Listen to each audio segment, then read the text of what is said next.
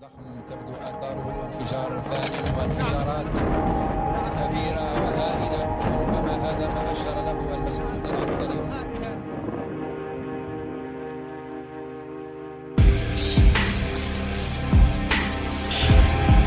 The United States is in a state of confusion and surprise. We fear this. We fear that they have something out that the majority of the people don't know about. Olan tüm halkların hakları gibi haklar. Ne aşağı ne yukarı. Ne fazla ne az. Pent-up feelings that may result from decades of repression and people who've had members of their family killed by that regime. A lot of killers. Get a lot of killers. Why you think our country's so innocent? But I won't attack it because someone sicks me off. I don't let anybody use me to fight their battles.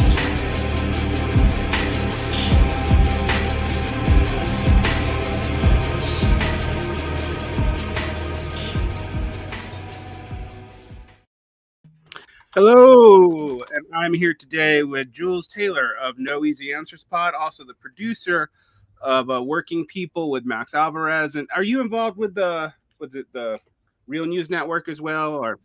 Yeah, I'm gonna do a little bit of post-production for those guys from time to time. Not officially with the Real News Network, but I'm happy to contribute when and where I can. So yeah. And Max's star seems to be rising these days, so yeah, he's getting a lot of he's getting a lot of good things through Breaking Points and other networks, The Rising and stuff like that. I'm really proud of the work Max does. Really happy and proud to be affiliated with him and his work, and all the love in the world going out to Max here. So yeah. It's interesting. I've been thinking about where we are as both Marxist and content producers, and I actually see those as separate questions. A lot of people don't, which is unfortunate. The prognosis for like the Marxist future right now is hard to gauge, and I'm normally pretty good actually at gauging it. But if you were to ask me where I think we're going to be, I don't feel like I can tell you for the first time in a long time. I didn't predict Trump, for example, but I didn't think he was unlikely as everybody else did. I went to bed that night going, well, there's like a 1 in 3 chance we have a Trump presidency in the morning, from my place in Egypt where I didn't think it mattered to me. And I was wrong. It was more like a 45% chance we had a Trump presidency, and we landed on that 45%. But my next prediction was actually like this social democratic thing that we're seeing is probably going to amp up. We'll see a Marxist-Leninist response to it, that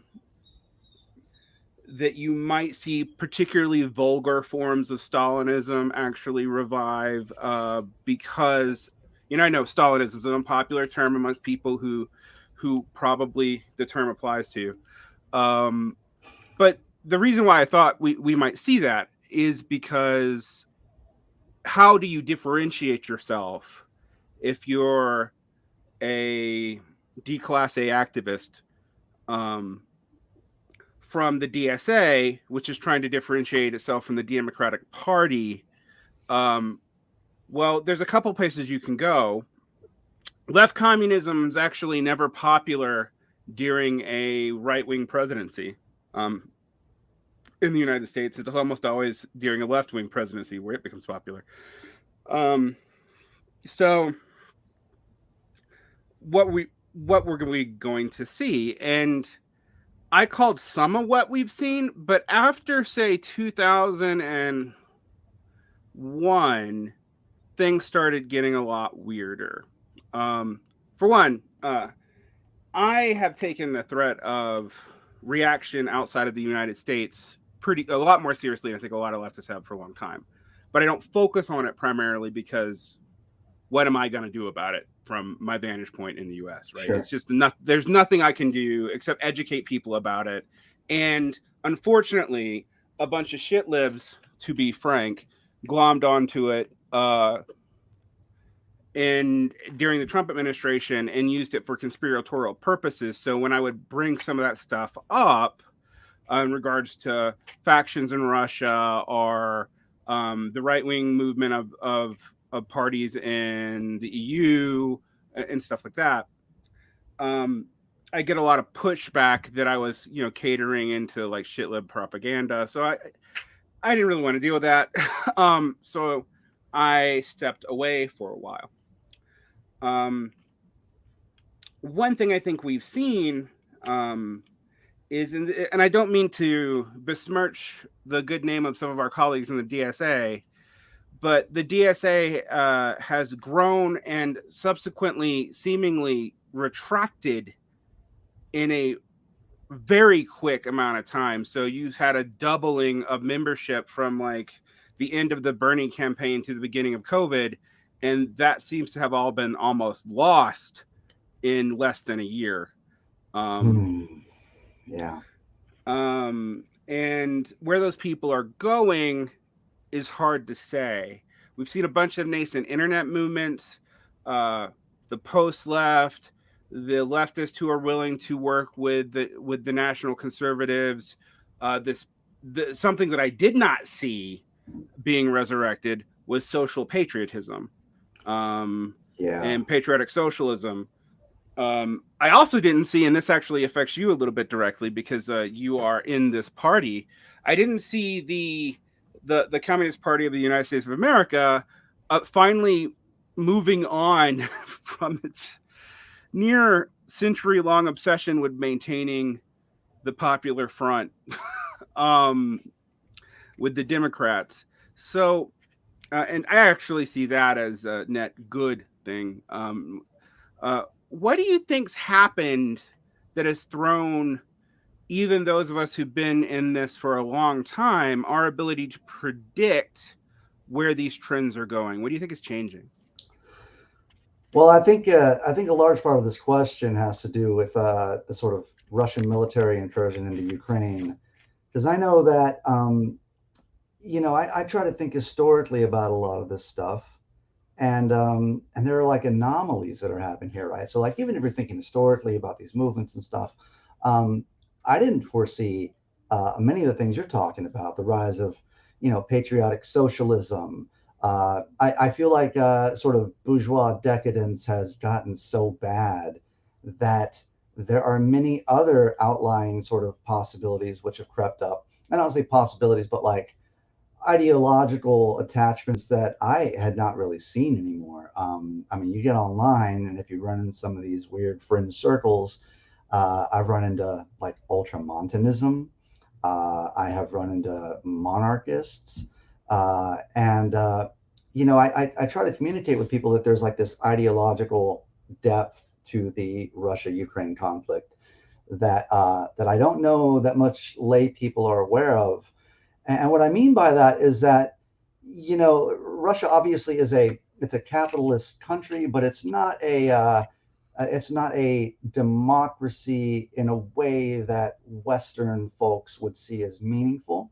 And with that comes this sort of this idea that the president or the person in charge in a given nation or country does not have to adhere to sort of popular democracy sort of framework, right? So what I mean by that is that, you listen to someone like, I don't like the ideologist Alexander Dugin talk about like if we want our president to be sacred, then why does the West care? And therein lies the root of what I was getting at with like ultramontanism or monarchism, in that like it's the divide between this Russia and Ukraine conflict also has to do with the holding of a national leadership as something sacred, something that deviates from the popular democracy framework. So like when you ask, what do you think has happened that makes this so difficult to predict? I think that the military incursion has sort of fundamentally required us to reevaluate our analysis thus far. And I say this as a person that, like, on my podcast, I've had, Grover Furr on, and we've talked about his work. And I'm well aware that, if you're in a academic setting, you don't cite Grover Furr in the same way you don't cite Howard Zinn. And these are people that are not taking, at least their work is not held as like something uplifted and respected within academic circles, right? So I have, in my sort of recalibration of analysis, a voice that I have started listening to more is someone like Timothy Snyder. And I understand that, Timothy Snyder is not a friend of those of us who are advocating for communism, advocating for socialism, dictatorship of the proletariat, all of that stuff, right? But I think that, and another voice is like someone like John Mearsheimer, which in the weeks preceding that military incursion, I had begun reading the Myth of Liberal Hegemony and started listening to him speak about the realist school. And so what I'm saying is that like I've slowly sort of started to feel the Grover Furr exiting my body a little bit in understanding that every military incursion into Ukraine preceding the incursion and the atrocities committed therein were deeply dehumanizing statements about Ukraine, the country, sort of this concept that Ukraine is not actually a country and it doesn't constitute a nation, that sort of stuff. So your original question being like, what do you think happened? I think that it's a combination of things. I think that liberal democracies have deteriorated to such a degree that people are starting to consider, just in the same way when socialism had its sort of resurgence and we started to see this sort of Bernie to DSA to CPUSA to this sort of pipeline that happened, the decadence is furthered at this point. And it's in such a decay that we're all on the precipice of, it feels like 2006 right now. It feels like the housing bubble is about to burst in the same way that we could feel maybe something happening around that time in 2006, before 2008. But shit is getting really bad out there. People can't afford a place to live. The minimum wage hasn't been raised in a few decades. And all of this results in people looking for lifelines. And if they're not, and I don't think that people are willing to trust in our societal and democratic institutions to reach for the hammer they're familiar with. Instead, they're reaching for a weird polka dot W screwdriver that's a proprietary weirdness thing. That's maybe something that harkens back to, centuries ago.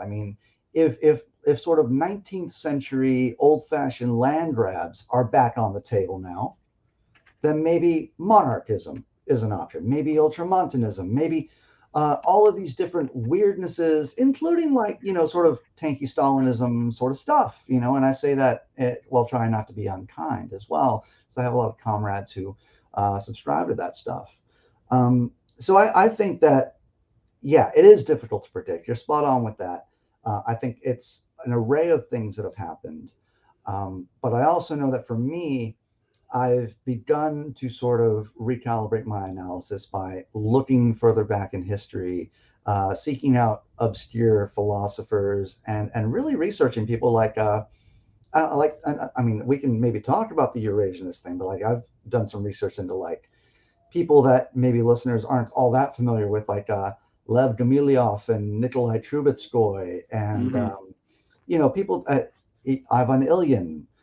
Stuff like that I think needs to be taken into an analysis of this stuff if we're looking at where the sort of contemporary oppositions to popular democracy are getting their ideological frameworks from. For me, what I noticed was the resurrection of integralism. For those of you who don't know, integralism is a post-fascist philosophy. I say post-fascist advisedly. It's also kind of pre-fascist too, to be completely frank. But you can think of it as one of the alternatives to what we think of Hitlerite fascism as a racial unity model. An integralist model is a national unity model that is not necessarily racialist. It might be culturalist, right? Alexander Dugin's fourth positionism is a very specific Eurasianist form of that. But there's other parts of that are separate from integralism. But you take someone like Michael Lind, who, from all observable appearances, seems to be a right-wing centrist who flirts with social democratic ideas, and he'll side with people like Edwin and Ponte over at the Bellows or something every now and then. And then you read what he wrote in American Affairs a couple years ago about corporatism and integralism and the different models for that, and you realize that no, they're pulling explicitly from a tradition that the American left does not know, because it is not. Some of it might be like this Eurasianist tradition that you're talking about, but it's also going to be the resurrection of a lot of things, like even multipolarity, which for me is a buzzword I relate to three different groups: Eurasianists in Russia and their allies abroad, the old English school of realism, of political realism, and that's now increasingly, I would say people who will often claim to be Marxist-Leninists, but will often be sharing like national conservative talking points or Orthodox nationalist talking points or Pan-Slavic talking points, because they don't even realize that's what they're doing. And they'll throw around this multipolarity too. I've even seen it now be picked up by people like James K. Galbraith, Michael Hudson, these kind of MMT influenced, I would say, like market social democrats. But when they talk about this, I think there's two things we have to break apart. And I'm gonna, this is not something I know that you're a specialist on, but I study complexity theory a lot. That's what I use to enrich in my Marxism, complexity theory and cybernetic theory. And when you look at complexity right now, what you have is a capitalist system that we might call overdeveloped. I don't like calling it late, because that's like aspirational, as if it's going to go away anytime soon on its own. And you start seeing kludges and kluges everywhere. And these are terms for things where like capitalism's doing this because the profitability is so low in this sector, so they've now got these workarounds. The infrastructure to do this or that is too complicated. If you read the work of Joseph Tainter, what he points out, when this happens in societies, and he finds a bunch of ancient ones and some medieval ones as kind of reference points to, and he's not what we as Marxists would mean by materialist, but he's close. He starts saying, like, look, these production schemes get too complicated. You have too many hyper specialized elites in one part of the system. They are knowledgeable, but about an increasingly small sector of society. General society will often run to seemingly wild demagogic ideas because it looks to simplify the situation, because it seems like a political fix, right? And it can be like monarchism is usually like one of the obvious ones, right? You have one ruler, you unilaterally invest that. Now, that works on paper. Anyone who's actually studied the political economy of any form of monarchism knows that that's never actually how it works, but that's how it reads. And Tainter says there's a tendency to put these kinds of figures, these Bonapartist figures, these monarchistic figures, these Caesarist figures, into power to seemingly simplify an over-complex separation, to tame the elites who seem clueless because they're too specialized. They're not actually clueless. That's another thing he points out. But they're, and actually, according to Tainter, this accelerates the decline in the society. Now, Marxists always hope, and I think wrongly, that this decline plays out in our favor. That it will, because of the immiseration of the working class, that through the formation of unions and D-Class A intellectuals who are not totally lumpenized, those D-Class A intellectuals will form a vanguard party from which the the national organs being unions of the working class will merge. Those mergers actually, and historically this is true, create the communist and socialist parties. Both of the First and Second International actually kind of form along this way. And then in the case of the Third International, they have to make allegiances because it's in the periphery with peasant classes, and that's true for both China and Russia, and for most of the national revolutions from, like, say 1920 to 1960. But now it's harder to see how those rules apply. And this is not me going after like the Marxist Leninists, because I think there is stuff to be learned there. But I've always pointed out, like, well, where's the peasant class from which we're going to emerge? Where's the working class institutions? There are plenty of working class people. Yes, we see unions coming back, kinda, actually, and I'm going to put an asterisk on that because that's a big kinda. We see new unions forming. That's actually a better way to say it. But what we don't see, even in the rebirth of socialism, is independent social or political formations, either one of them. So like new unions that will buck Taft-Hartley, just completely buck it. Right. Will accept working outside of official channels. New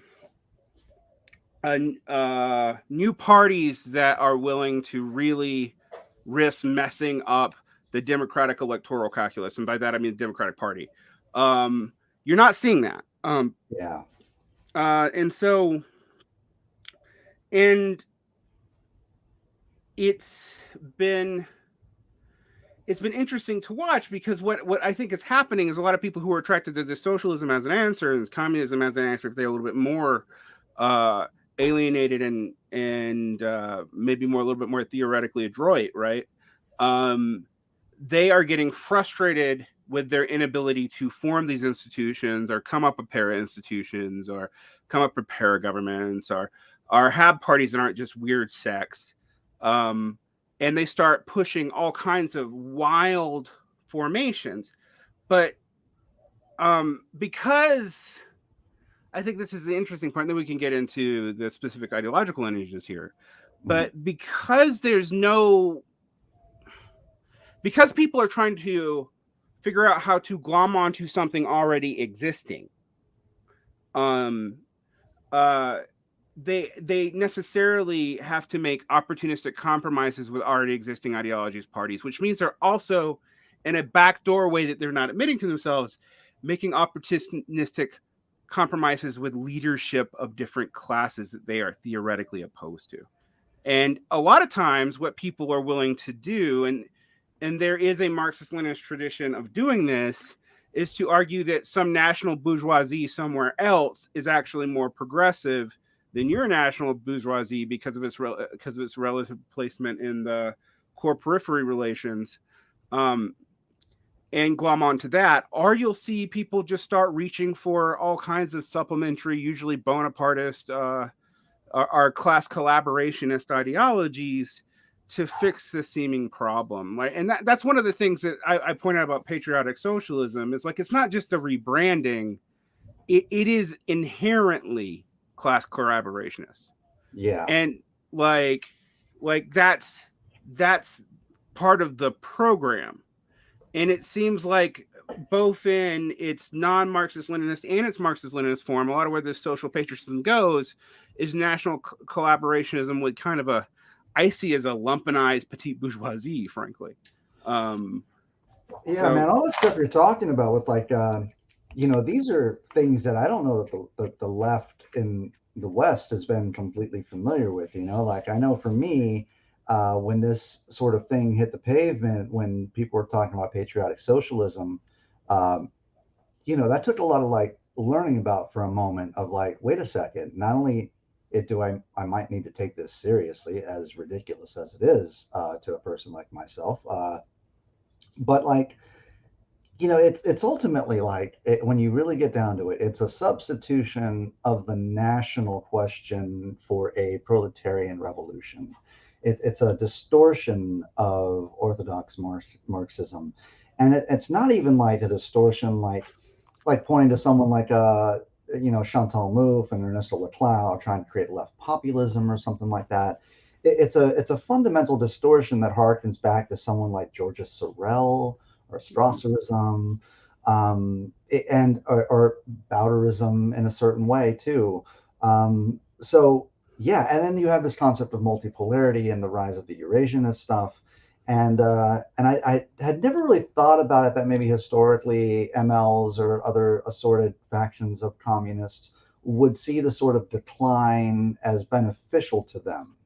And I see a lot of comrades who have had some misguided views on Russia sort of take up decidedly pro-Russian positions in such a way that they think that, like, so long as Russia succeeds in this whole unjustifiable sort of campaign, and of course they justify the unjustifiable with that as well, then it is to the detriment of U.S. imperialism.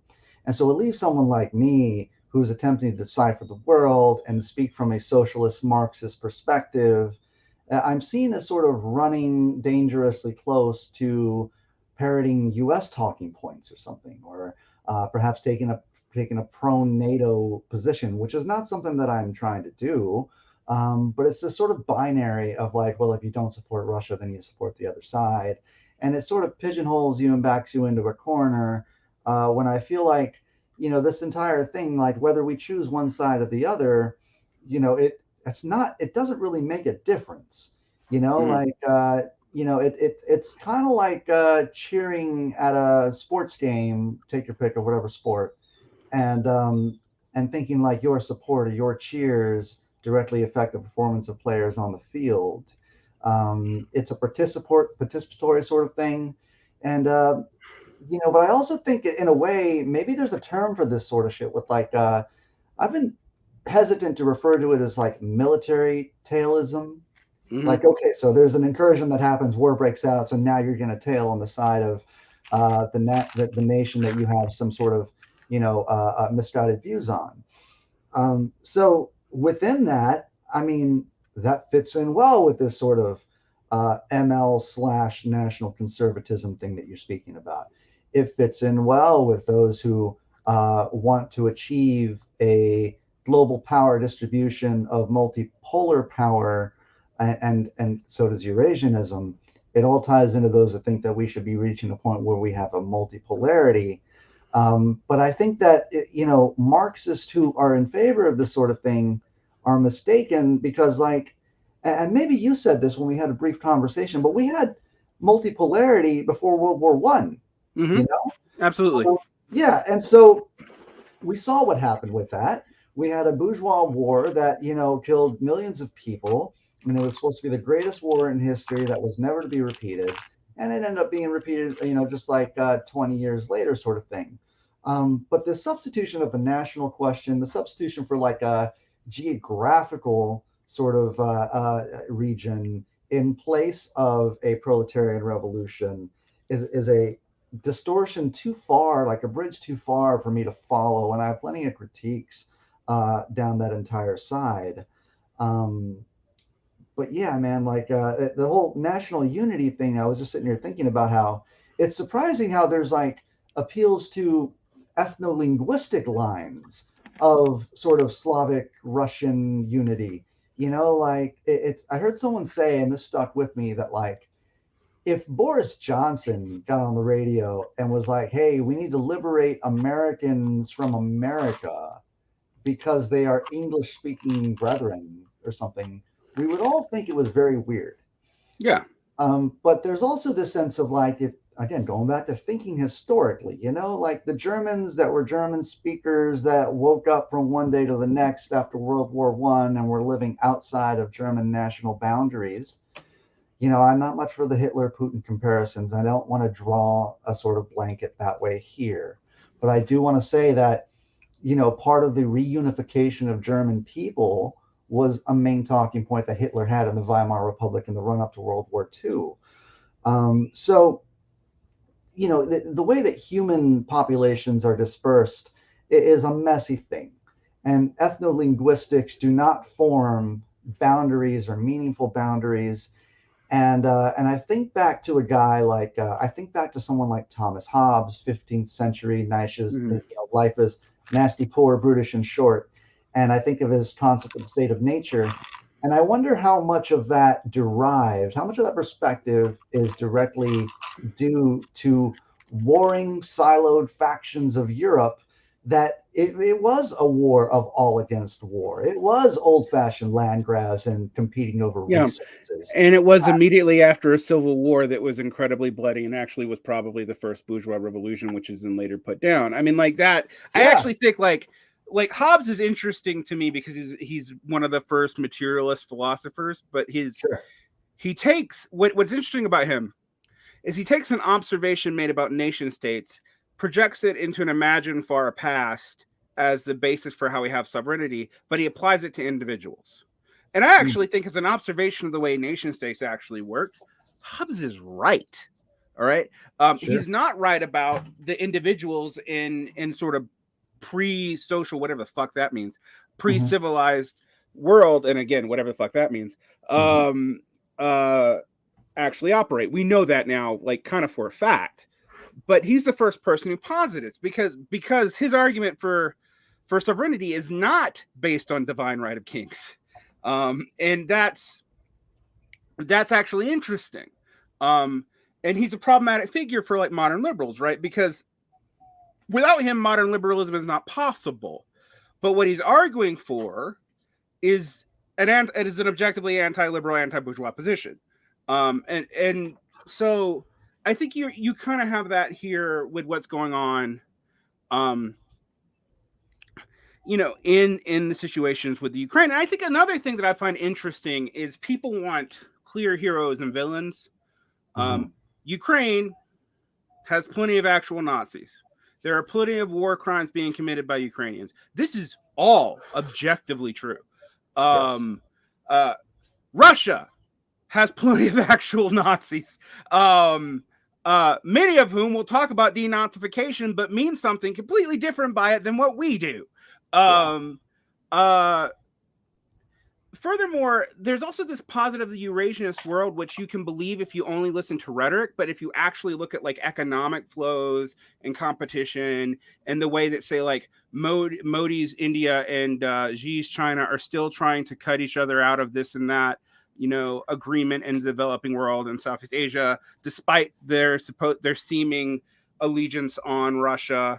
The fact that like China's actually not increasing markedly its trade with Russia, not decreasing it either, but like all these things, and that people are in basic denial of like the fact that Russia is an extractive economy, that because, and I'm going to say something that might piss some people off, but because Andropov and Brezhnev did not listen to Khrushchev on not needing to invest solely in the arms industry after you had a nuclear deterrent, because the nuclear deterrent made it somewhat irrelevant, that the consumer capacity of the Soviet Union, which, you could go full left comment and say, well, that's state capitalism, but okay, whatever.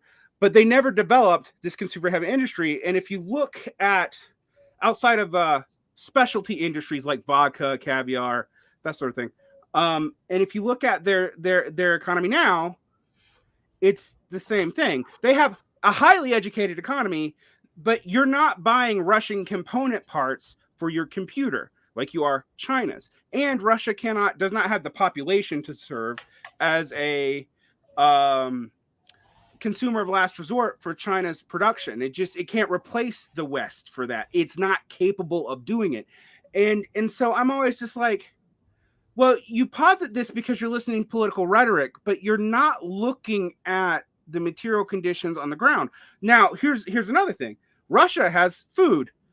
China probably, while it does claim to be grain independent, there's no evidence that most analysts, including most Chinese analysts I know, will tell you that China could not be food sovereign. Like, it would still have to trade for it. Now, it's got plenty of such trade. It's got a highly developed independent tech sector. But it's got to trade for food. It has that many people, and Chinese land is not particularly arable. Why it was particularly given to famines in the early 20th century. They did wonders for infrastructure. You actually, if you want to see me gush, I can actually get all gushy about, like, rural infrastructure building by and the People's Proletarian Cultural Revolution in the 70s. Yeah. That's where I seem like I'm almost one of these tanky Stalinists because I'll just get all happy about it. But when I talk about that, I'm also like, that's not.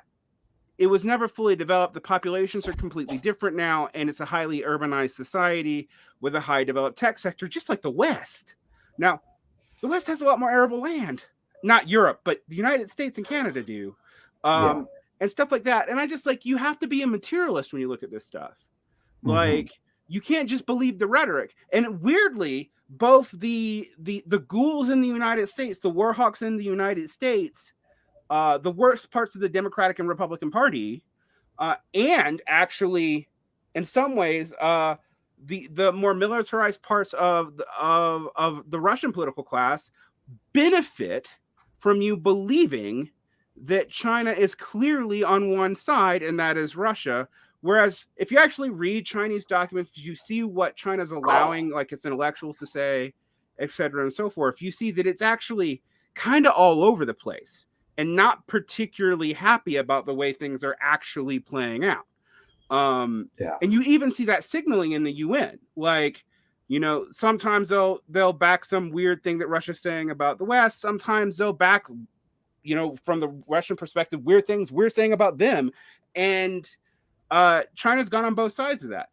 And that's because it's material interest, it's developmental conditions, it's visions for like the Belt and Road initiatives. And even if you believe in like Sinicized PRC Xi socialism, which I'm kind of a skeptic of, but if you even believe that, this has been complicated by this profoundly. Yeah, it messes with the lines. And so it's something that I'm just listening to and going like, okay, but then I have to think, why is geopolitics really what people are focusing on? I mean, like, I see it with the DSA, for example. And part of me wants to go, okay, it's good. The DSA is finally radicalizing on foreign policy. But then I look at what they're doing on domestic policy, and they're de-radicalizing. Right? Well, yeah, man. I mean, maybe one silver lining out of this. I mean, Max has told me in the past, and I've chuckled about this, and the longer I've known him and we spoke about it, the longer I've found this sort of sentiment to be true. But asking the Western left to focus on internationalism is a lot like asking kids to eat their vegetables. Because, yeah, we live in the belly of the beast of the imperial power, and we must handle our own bourgeoisie first. I get all of that.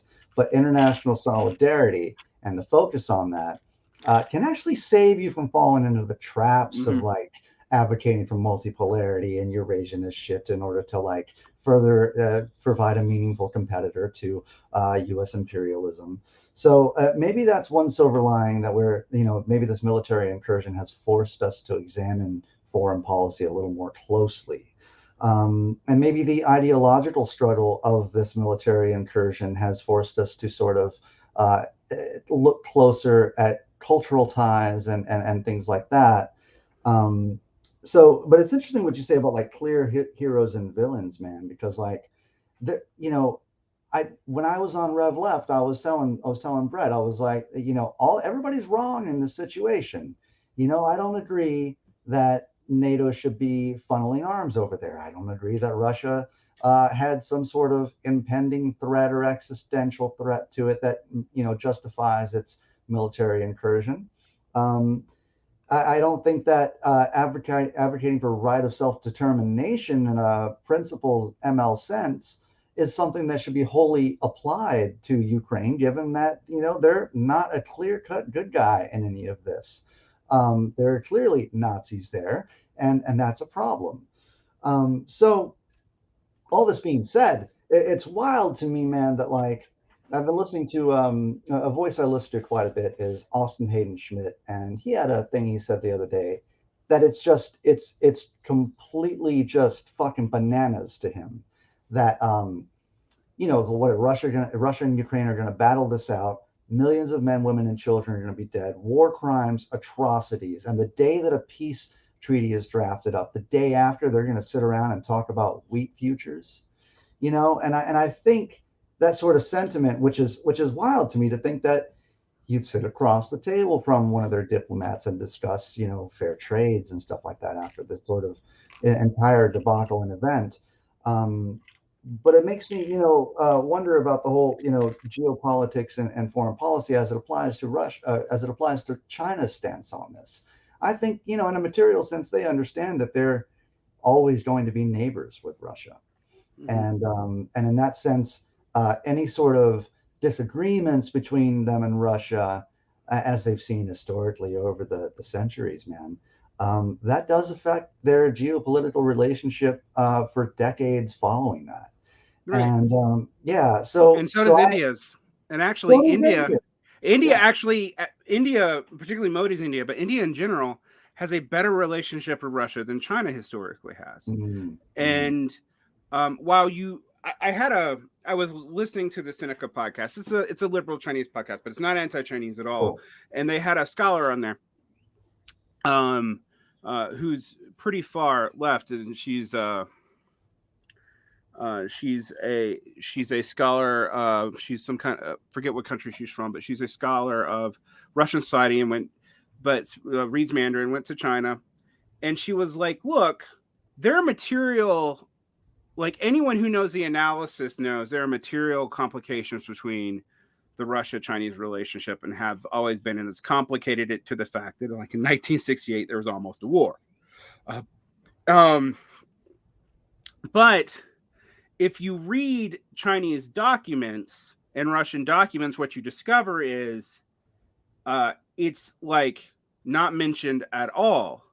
And then I kind of thought about that. I'm like, well, who are we like that with? And I was like, yeah, we have material problems with Canada, right? We actually do. There will be water issues that we're going to have to deal with Canada on, and it probably won't play out well for Canada if current things are the way they're continuing to go, and particularly in a multipolar world, actually. Because in a multipolar world, your neighbors always want to hedge it. Like the English multipolarity school actually explains this really well. In a multipolar world with 4 or 5 major hegemonic powers, small countries want to ally with hegemons that are far away because they won't be able to exert control on them.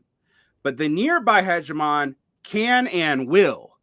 And so it becomes a games race. I mean, that's why, like, it's not for all of us who think, oh, NATO's bad, and NATO is bad, by the way. Like, let's be unequivocal about that. There's a reason why the Baltic states would have advocated joining. If you actually look at the multipolar writings before it got used as a political buzzword from Russian terms, like that is what it means. And if you look, Anton Yeager, I've had him on the show before, and we were talking about this. He mentioned this on Twitter once, and he said, look, if you want to understand the current situation, you don't look to even 1914, you look to 1870. Because what you're seeing is these, particularly in Eastern Europe and in the Middle East, where these linguistic national notions that we have, like most of the West and most of the developed world, even outside of the West, have abandoned, are still kind of new purchase because they were kind of frozen during the Soviet period. They weren't eradicated because of the Soviet national policy and national autonomy, national self-determination policies, but they also weren't allowed to progress because if it got into Soviet against Soviet interests, they wouldn't, had to pretty much be stomped down on. And it does have reactionary, some of these nationalists have reactionary tendencies. We're not like, I don't think it's controversial to say that. So then you have this frozen, and it's unleashed in 1992. All right. If you spend a lot of time in Eastern Europe, you will find that nationalism there has a purchase that it really doesn't. And even in places like China and Korea, where nationalism is probably a bigger deal than it is in the West, and definitely compared to the United States, Canada, any European country that's sufficiently developed, where yes, there's nationalists, but they're like even the nationalists are highly critical of their own nation in this fundamental way. I mean, And I think you can explain that because that process was stalled, and like the Soviets tried to control it, and it was part of their modernization. Was okay, we're going to allow for national modernization. We're going to allow for this kind of bourgeois form, but we're going to hope that through socialist development, it's just not going to fully inculcate, and it's going to go away before it becomes a problem, because these peoples will have autonomy, and the nation won't be as a crucial form to their bourgeois development the way it is everywhere else, et cetera, so forth. Well, after the Soviet Union falls, that's not true anymore. And China's national policy abroad is also has just never really took a strong stance on it one way or the other, and sometimes took weird stances, like China's more or less endorsement of Pinochet and stuff like that. So, which, by the way, I read a tweet the other day, which was actually made me stop and think. Because I know that it's if you're a principled Marxist-Leninist, then you're going to defend socialist states, and this isn't a fun activity, being online and defending China, Russia, Cuba, Vietnam, like North Korea, Laos. Like it can be rather treacherous if someone is historically astute. But the tweet I mentioned says something like, thinking that China can do no wrong is in fact Orientalist in a way. And I believe that China is maybe, as far as if you scan the horizon, they are the sort of gold standard of what a multi-ethnic democracy looks like at this point. They've eradicated poverty, literacy rates are up there, life expectancy. I'm going to push back on you on eradication of poverty, but I'm with you on eradication is a strong word. But it's like they have a Gini coefficient that's still higher than Western Europe. Yeah, and rent is like 1/18 or something like that of your income out there. Like these fundamental needs of the human experience are accounted for and for the most part provided in a lot of senses. Way more of a social safety net than the West has ever even aspirationally had. Except the medicine, but go ahead. Yeah. So here I am. I'm exercising this thing where I'm like defending socialist states, and this is what you do as a principled Marxist at times. But I actually think we should defend China against Western liberal slurs, because like one thing I would say with you on this, like they have done, and specifically in the last 10 years, from like 1980 to like 2008, they pretty much ignored the rural poverty problem. There was a provincial movement to address this from 2008 to 2012.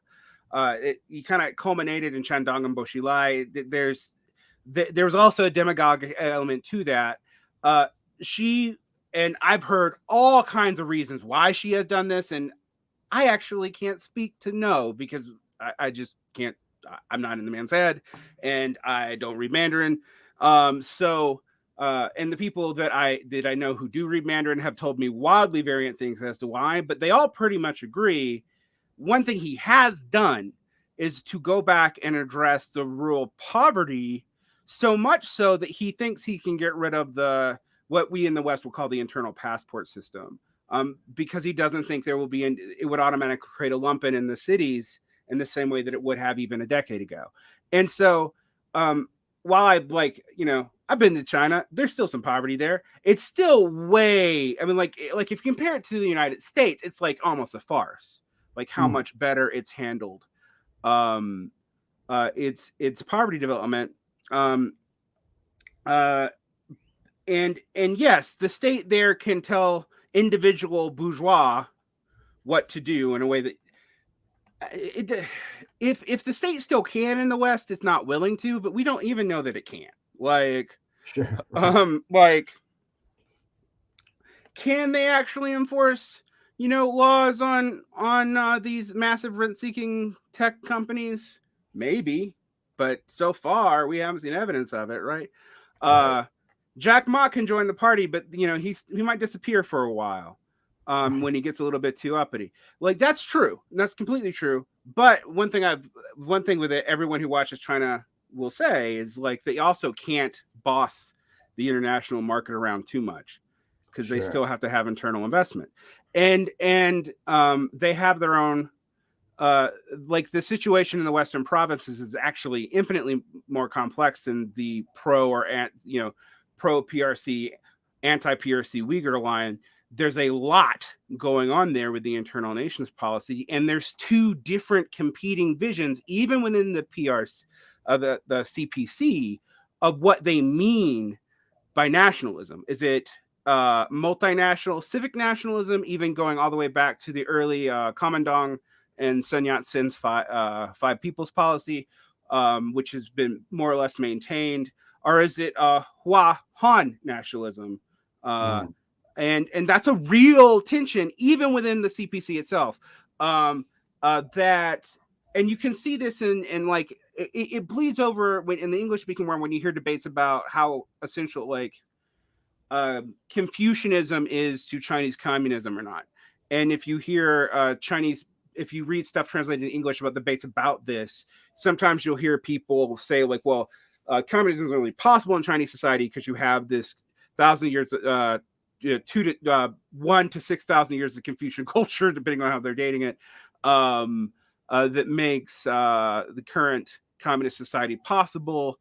And then you'll have other people who might be even fans of Xi Jinping, who will say, well, no, what she really is a manifestation of the social of the Cultural Revolution, because he was rusticated and he learned from it. And he cares about the rural peasants, and he's just allowing for some of this Confucian stuff to go on to keep kind of a detente between, Han nationalists, not Han. And you know what? As an outsider, I have no idea. Like that's not something I can answer. There's no document that's going to settle that, like, unless he was just explicitly says it. And so, I think when we talk about China, I push back on certain things because, for example, China doesn't yet have it. Like Hu Jintao, one of Hu Jintao's major promises during the last when he was one of the leaders, when he was the leader of the CPC, was to start developing Western European style socialized medicine, and Xi has not yet done that. Nor have we seen a return to like the barefoot doctors. But what Xi has done is massive public investment into medical care that lower markets prices, and they will provide like they do like pandemic preparedness and stuff in a very serious way that's funded by the government, and even at the cost of economic viability sometimes. As I mentioned, all this the stuff about like the thinking China can do no wrong is Orientalism itself, because you're going to defend socialist states, and there is that reflexive, principled reaction to this. I totally get that, and I'm guilty of it myself. But as soon as this latest Russian incursion happened, we as communists and everything, while we still, reflexively say NATO is bad, of course, this latest incursion has legitimated NATO as a military defensive alliance to a certain degree. Finland and Sweden are asking to join NATO. That's a big deal. Yeah, that's a big deal, man. And not only that, but like, if you just put yourself in the position of someone who lives, maybe in Poland, maybe in one of these Eastern European nations that considers themselves in danger of this incursion, thinking they might be next, right? Suddenly NATO, which was always kind of a military alliance and seeking a purpose or a mission or some reason for existing, other than funneling U.S. arms and U.S. imperialism and stuff, looking for a defensive purpose.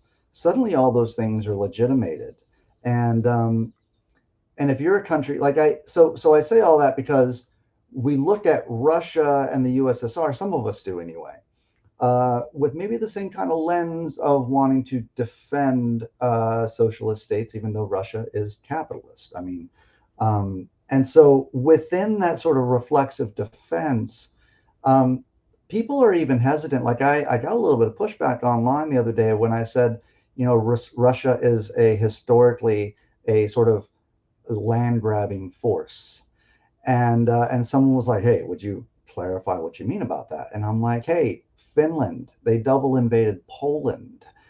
They have always sort of been expansionist to certain degrees." Well, I mean, if you believe their own narrative, they start off in the Kievan Rush, and Right. then a bunch of principes come together, and then all of a sudden we were going all the way to Vladivostok to. Yeah. I like to point out another example of this is the end of the Russo-Japanese War is in Incheon Bay in what we would consider Korea. Why is that? Is it because they just happen to be there? Were they trying to take more land over nations that we like?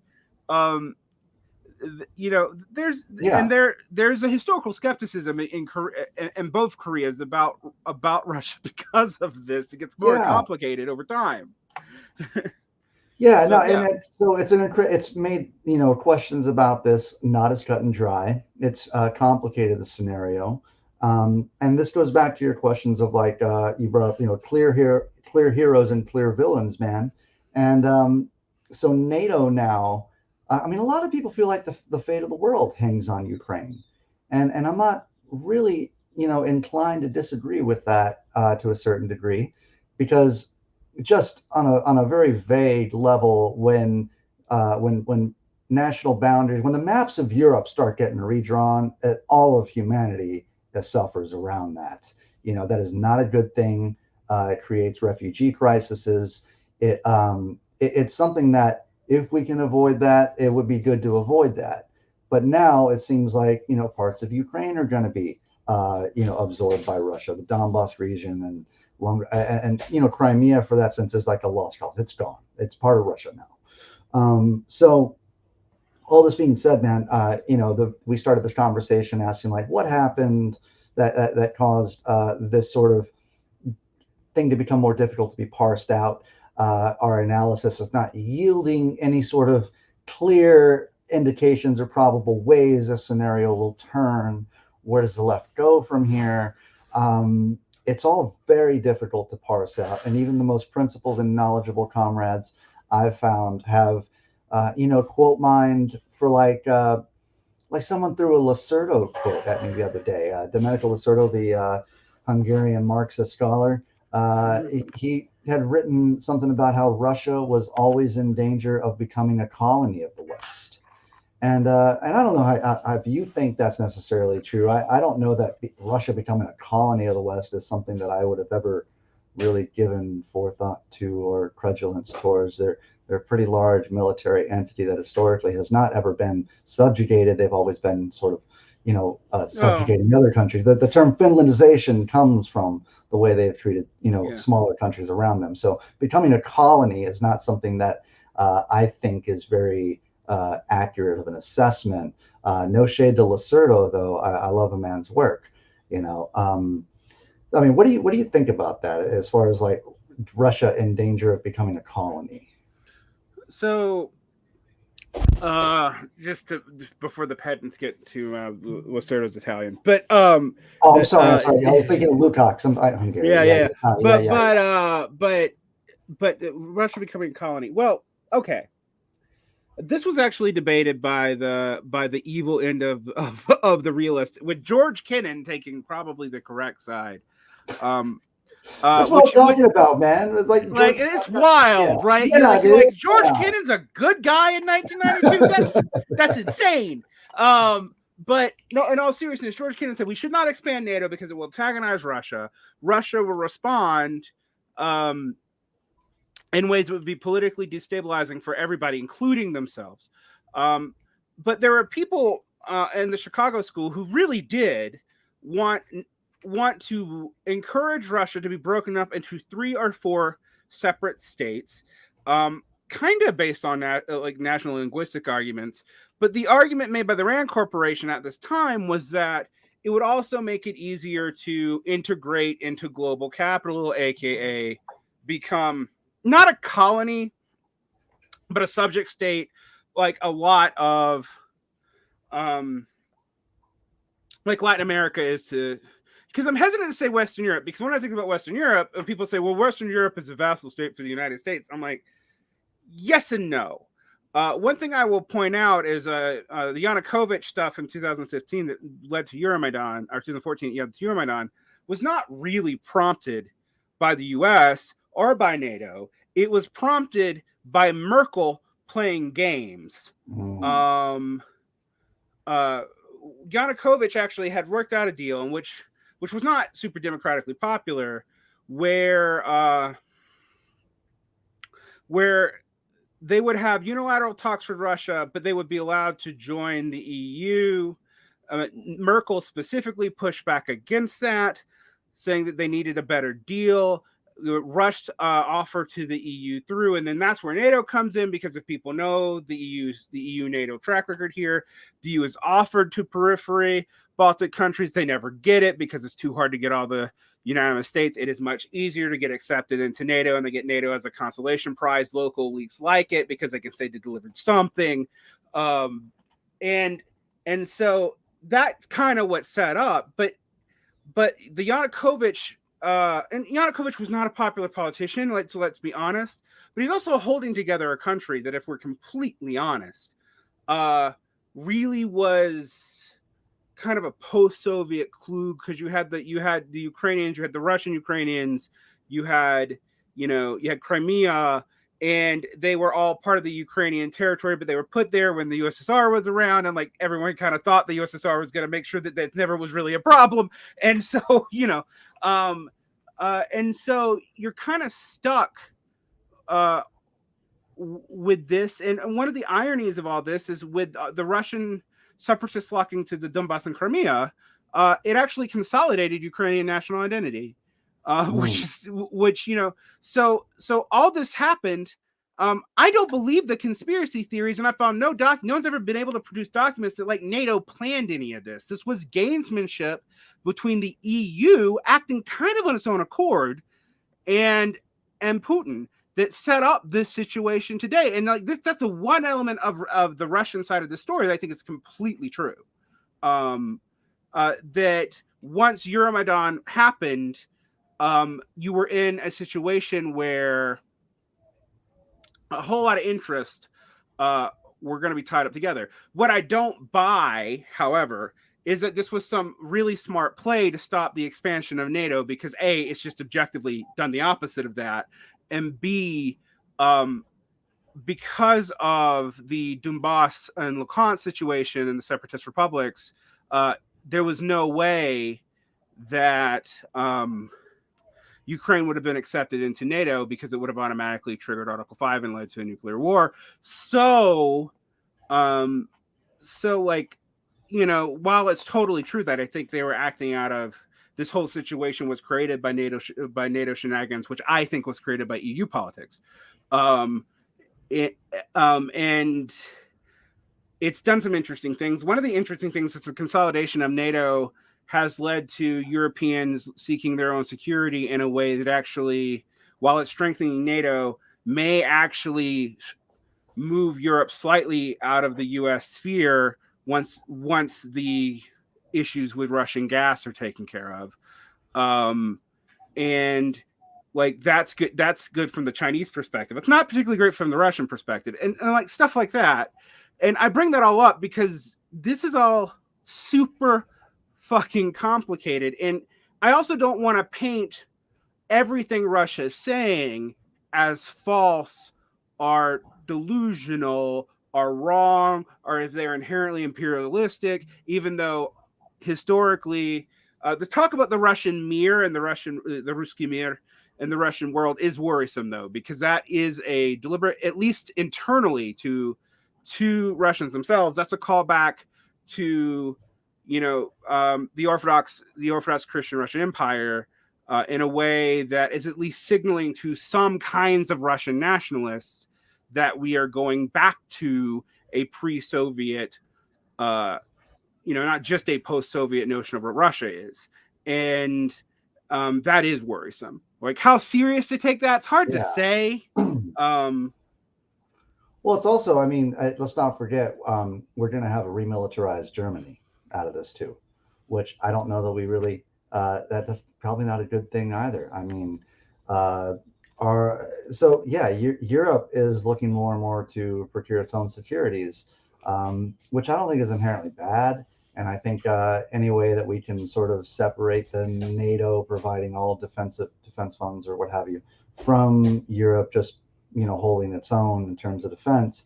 But, a remilitarized Germany, I think, is kind of understated within this entire scenario. So yeah, and I think people need to really worry about that actually. yeah. There's a whole lot of stuff that I think people need to worry about. The other thing that we need to just be honest about, if it wasn't for this Ukrainian conflict, I think Le Pen would have won the election in France. Oh, wow. I had not thought about that. Wow. So, I mean, and this is not, this is,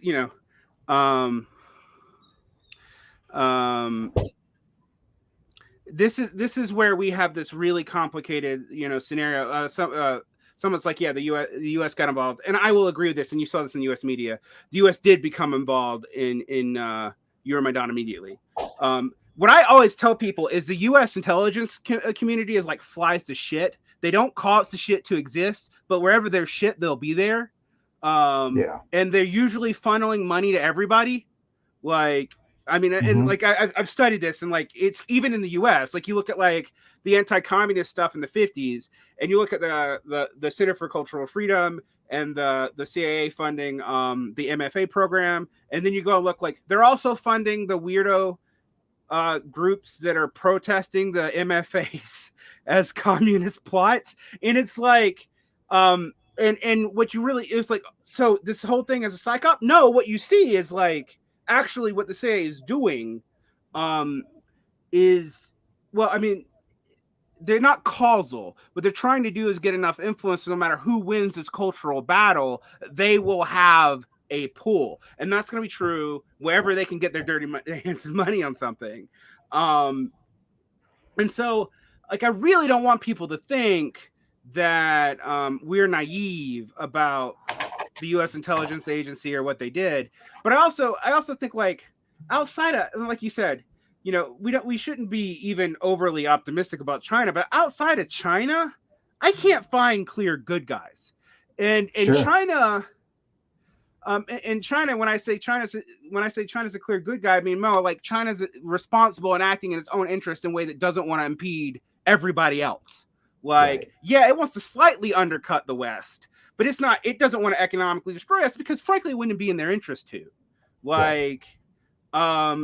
At least, and I think there is an element of the CPC that really believes through international development and the Belt and Road Initiative and reaching out to the various sides that they can at least get Europe, if not maybe even most of the West, on kind of socialist program through their sheer awesomeness. Whether or not that's going to happen with climate change and food, that's a whole different story.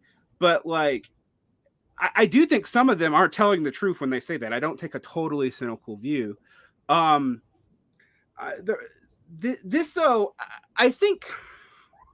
think it's interesting to go back all the way to the beginning. Let's go back to the United States. Our comrades are lost because they also can't imagine their own power. What do I mean by that? Everybody feels alienated and deracinated and they need to join up with something bigger, but they can't imagine building it. They figure it must already exist. And I see this from the DSA strategy. I used to critique before 2020, I critiqued the CPUSA for this, holding on to the Popular Front strategy, after every other communist party on the planet had more or less given it up. This dependence on trying to glom onto something that already exists because it would make it easier, and because the task at hand seems so unbelievably daunting, is very real. I also think, I don't know how you feel about the PMC thesis. I go back and forth on it. I don't think it's a class. I do think it actually describes something real, but it's not a coherent class. And I think it's increasingly kind of a way to make your culture war politics look like it's a class politics when it's kind of not. But there is a real problem there, in that you have these kind of elite sectors of petit bourgeois and actually some wage earners, so some workers. I don't know if I call them proletariat, but they are workers, who have this kind of micro niche interest, and they do dominate the policy aspect of most socialist parties, even though it's not true that they dominate the membership, even in like the DSA.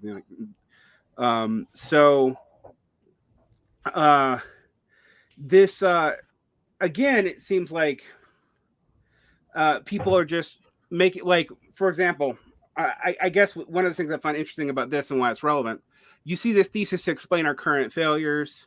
It's becoming more and more popular. It survived from the 70s when it was initially brought up, and it was like not mentioned again in left-wing. It was mentioned in right-wing circles, but it was not mentioned again in left-wing circles for like almost 40 years.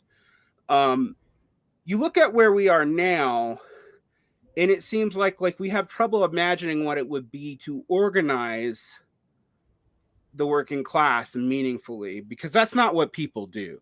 Like, what organizing the working class means varies wildly depending on who you're talking to, but sometimes it's union building, sometimes it's tenants unions, sometimes it's we're going to canvass in working class neighborhoods for bourgeois political candidates, sometimes it's community organizing, sometimes there's no clear vision or definition of what that means at all. And I think the campism, I was trying to imply this with the DSA earlier. Well, why would the DSA become more radical in international politics? And maybe in a good way, while it's de-radicalizing locally, is because, like you said in the beginning, there aren't really stakes in their positions on international politics, because they have literally no overriding mass effect on what other nation states do, or even what the U.S. military does, because the U.S. military is somewhat isolated and insulated from democratic pressure. Yeah, I mean, as far as the DSA, man, I will tell you, like, I've looked into, there's nothing in Corpus Christi where I am here. I've looked into the DSA stuff to join up with them and things. So I'm not that familiar with all the things they do. I was in and out of the Bernie to communist pipeline at that point pretty quickly, Mm-hmm. But the DSA is like, it's as far left as you can get with me still calling you like a social dem at this point. So they're dealing with the Democratic Party. They're dealing with trying to run candidates. They're they do really good things for their community. They do mutual aid stuff. They do headlight clinics and stuff. That's great and all. But like, as far as what they do as far as their domestic policy becoming less radical, I feel like that was maybe always their path. That was always going to be their path, because if you're going to play into the existing institutions, then you don't really have any other direction to follow. But you're right in that, your normal sort of person on the left who I don't know who understands in this country that anything to the left of hunting poor people for sport is considered extremism. This is an incredibly hostile country and society towards anyone who is interested in a social welfare net. Anyone who is willing to create a primacy of humans over markets, or a primacy of human needs over economic production. It's incredibly hostile. So how are we to imagine a new and inventive and effective sort of political program to exert the sort of policies in government that we want? There are already institutions designed to co-opt, absorb, destroy, deflect, divide those movements as they come about. I think it's difficult to imagine what that looks like, and so people have a difficulty, imagining their own power. They're not only having a difficult time imagining that, but they don't know about their neighbors and what they think in order to understand that there are numbers there to do that sort of thing. I was given an example the other day about how, in our society, no one goes to borrow a cup of sugar we, like good consumers, go to the store and buy the bag of sugar if we need sugar. And so this very basic example is a microcosm of the way that, we don't ever really get to know our neighbors. Like, loneliness and friendlessness happens at the time you graduate high school or college and you're put into the workforce and you live on your own. And so you end up there's not really a social commons or cultural differentiation within the strip malls that have the Hobby Lobby, Barnes and Noble, the Olive Garden, and down the road there's a Red Lobster. Man, like there's no philosophical circles or stuff like that at this point. There's no bowling leagues. There is no sense of a, like, maybe, the way that when I moved, I just moved across the country to a new town where I haven't lived in like close to 2 decades. And the way I'm checking out the community is through an app called Nextdoor. Like, it's a fucking app where people are complaining about different things going on in the neighborhood. But I don't know these people. And is that the way that we're relating to? So if we can't imagine our own power, power comes in numbers, right? So how do we can't even imagine the congealing of the codification of numbers and people within our communities to make this sort of thing happen. And then when you do talk, go ahead. Yeah. No, I think you're totally right. But I think what's fascinating about that is that it also has this weird, it puts us in a place where it's also easier to drink our own Kool-Aid. Because we're not building, communities where people can agree with us. They also can't really push back on elements of our thought because we're just going to reject them as being totally foreign or, some dipshit yokel conservative or whatever. And I have to say, activist tendencies that have developed over the past 20 years in particular inculcate a habit of mind of seeking out people who are similar to you so that you feel safe. And solidarity is actually in some ways the opposite of that. It is being willing to put your neck out for people who you might not feel that safe around. Because that's the reason why you need solidarity in the first place. Because if you totally were copacetic with them, you wouldn't need solidarity. You'd already be a community. And so like that element of this is something that I find interesting because on one hand, people have been drinking their whole Kool-Aid on this left resurgence. Like they really have. And on the other hand, they have no one to join up with. A lot of people tell me the reason why they go to stuff like the DSA is actually because they don't have a sense of community. It's something to do. And that they really resent how it kind of declined under COVID. And that's a whole nother thing. And then you look at people who've grown up under these conditions. I mean, if you're under 35, your entire life has been under these conditions for at least as much as you can remember. Yeah. And so, someone like me who remembers the Cold War vaguely because I was like 8 when it ended, like kind of remembers it as a different way. And because I lived outside of not just the United States, not just the West, I lived in like the developing world where a lot of these communities are only beginning to experience a kind of alienation that we started seeing in like the 80s are just now coming to those places. And so like, if I'm in the street in Cairo, even the Muslim Brotherhood shop owner will say hey to me, give me a tea, not ask questions, loan me sugar, use your thing. And I actually like just personally, when I came back to the United States, I was incredibly lonely because I had been an expat, and even as an expat who didn't speak the language in all the countries that I lived in, was more connected to those communities than I was to the community that I live in the country that speaks my language that I grew up in. Yeah. And that's like that realization was just that blew my like I'd talked about alienation in the capitalist world for forever, but that's when I realized how real and progressed it had really gotten.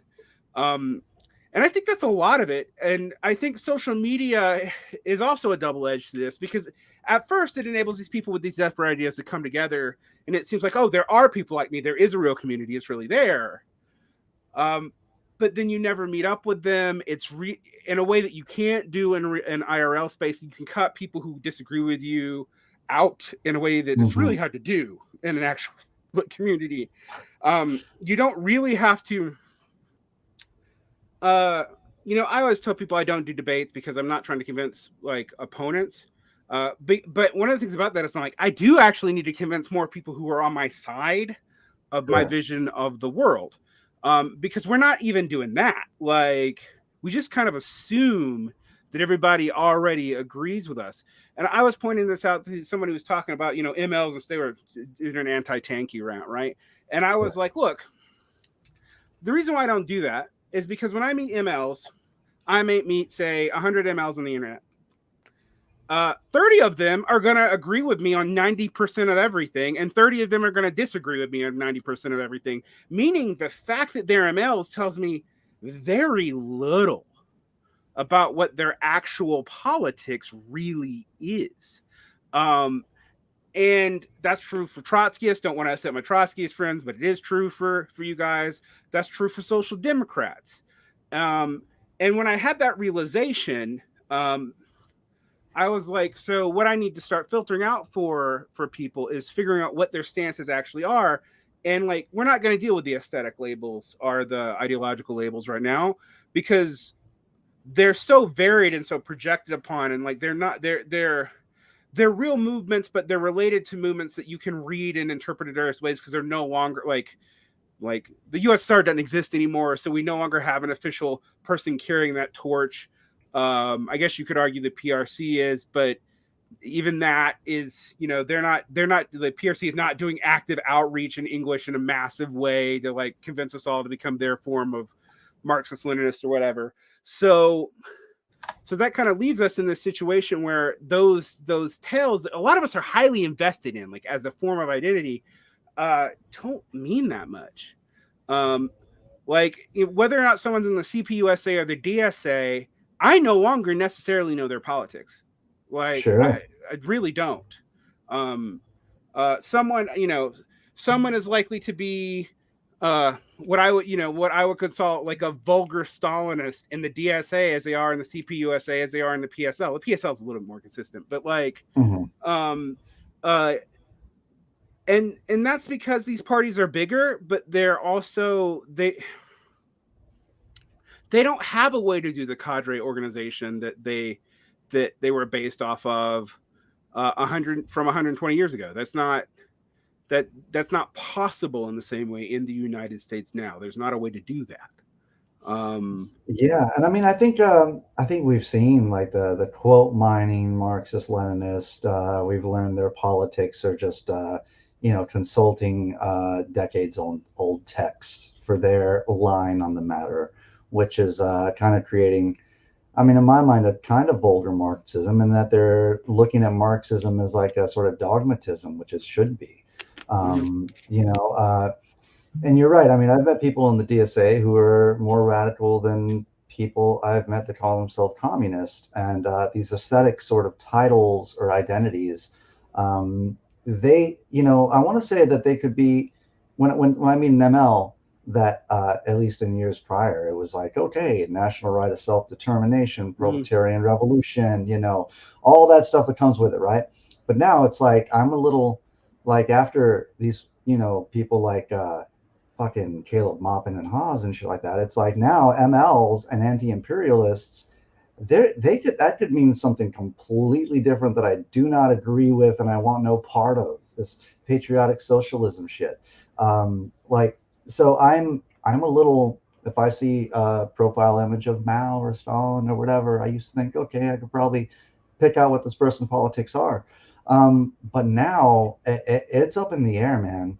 And I think this is largely due to the confusion that patriotic socialism, Eurasianism, and multipolarity have added to this. It's further complicated this entire equation the whole way down. So I hear what you're saying on that, man. Like, I don't know what someone's politics are with these labels anymore. I don't know if they're really a comrade. And by comrade, I don't mean someone that just agrees with my politics or agrees with what I have to say. I mean that, like, are they on the side of the working class, or are they advocating for a national question? Are they on the side of alleviating human suffering, or are they on the side of dispersing global power in a non-unipolar way? And so these distortions of Marxism have led to where the people I thought would be comrades and people who I thought have principled takes on matters, actually, man, they're some of them are way the hell out there, and I don't really want a whole lot to do with that. And I feel, to go back to the sense of like this great American loneliness, even within the community of MLs that I found online, I have since sort of broken with a lot of that and do feel an additional sense of isolation within my own ideology at this point, and I also think that, like, going back to like DSA is something to do. Man, like, it's not something to do, man. This is life or death. Like, politics is not a matter of entertaining yourself or occupying your time or just, doing something productive. It's fucking life or death, man. And people are suffering out there. And my sense of politics have always been pointed towards the alleviation of human suffering, the liberation of oppressed peoples. And so I see that, like, perhaps some comrades are not digging as deep to find their motivations and determinations, that they're not digging as deeply in order to have a sense of politics which aligns with the original sort of intentions of Marxism to change the world in a way that would create, I don't know, Marx's vision of like a utopian sense, man. Like, I know that's a utopian thing, but I also think that, like, it's our responsibility to create a better world. It falls upon all of us as individuals to forward the world in a meaningful way that can alleviate the suffering of our fellow man. Not to better position a goddamn nation to, I don't know, to have its own sense of power in the world. Not to pick your favorite geographical region and help it, I don't know, rise up to counter imperialism. Like, I'm against imperialism no matter who does it. And the focus that I've had in my research is not in any way like a negation or ignoring U.S. imperialism, but it's understanding that these are still modes of subjugation that affect the working class. And I am concerned with the working class, whether they're in this country or in another country. The working people of this world have no nation to Marx, and I understand that, and that's where I stand on all of this. So yeah, I don't know if you have thoughts on that. Yeah, I have.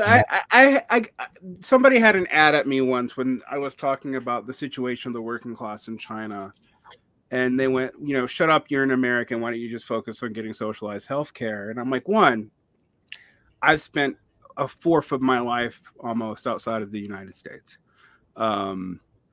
Two, if I'm really specific, I actually consider myself a Southerner, not so much an American. And I come from a reactionary backwoods culture, but like that's neither here nor there. My point is like if you want to appeal to my sense of civic duty, it actually I don't inherently feel it to everyone who just happens to live under the same government as me. And so, like, making that appeal might not get you what you think. And I worry about that mentality. There's been a way in which, because we've been focused on governments in the socialist movement, that we have, and this is not just amongst the people you're talking about, and we believe in things like national liberation, national self-determination, with forgetting what that actually somewhat means. For example, that doesn't always mean national self-determination doesn't always mean that you're going to have national bourgeois nation states in the way that we think about them. Like, and these were real live debates in the Second and Third International that what those terms even meant were never completely settled. But the point that I feel about a lot of this is like, we've taken these sort of like national modes because that's where statistics are based. We look at national economies because national economies have their own statistics, and we can kind of internalize that. And I've been believing for a while that our methodological nationalism, which is not necessarily ideological, can turn into very easily ideological nationalism and just believing that you can make it left somehow, some way. Yeah.